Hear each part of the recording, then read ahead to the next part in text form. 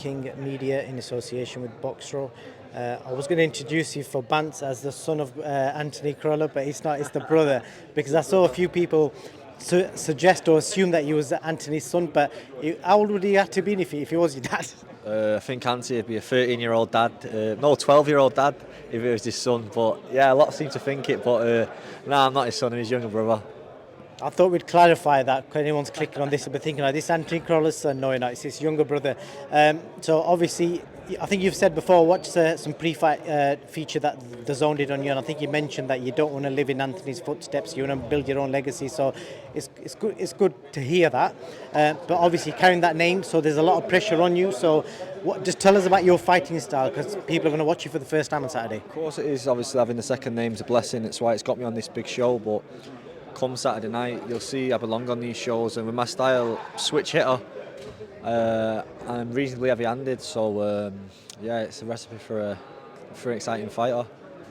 So what's took you so long? You've probably repeated this over and over because you're 24 years old. What's took you so long to make that debut?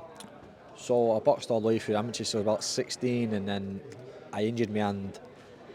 I come back, I injured my foot then, and then I fell out of love with the sport. No luck in the amateurs, and I turned 18. And I could drink beer, and I went fat. I started going for after work pints. I started adding up. Then there was weekends in the pub, and then I come back to the gym just to lose a bit of weight, and then I fell back in love with the sport straight away. And then I come back just before COVID. Obviously, that was just a bad time for everyone, but it allowed me to shift all my weight, and I'm really perfect my craft again with Anthony in the gym. That's why it's took so long and why there's been such a delay, because that's what we've been doing. We're perfecting the craft, and now we're ready. Now that's why I'm ready to come on this big show straight away. If I weren't ready, I wouldn't be debuting on a show like this in front of so many people. And what kind of weight will you be fighting at? I'll be campaigning at super welterweight, light middle. A lot heavier than obviously Anthony, and I'm guessing in your younger days you watched him progress. Any particular memories that stick out for you that you watched as a kid that obviously that are precious to you about Anthony? Of course, you know what, I was a good age when Anthony first started doing well. I remember him beating Andy Morris, and I thought, wow, he was English champion. I thought that was a big thing. And as I got older, like you say, it was a great age when he started winning his big fights and his world title. It was a brilliant age, but yeah, they're moments that'll stick with me forever, and they're the best nights of my life. Up to, well, certainly a few of them are the Perez to the Barroso. That's some of the best nights of my life. And just you as a person, what is it you do outside boxing? Have you got a job? What have you been doing over the last 4 or 5 years? Do you know, I'm a full-time, well, I'm not full-time now. I'm a fully qualified scaffolder. I've not scaffolded for over a year. I'll now work at the gym.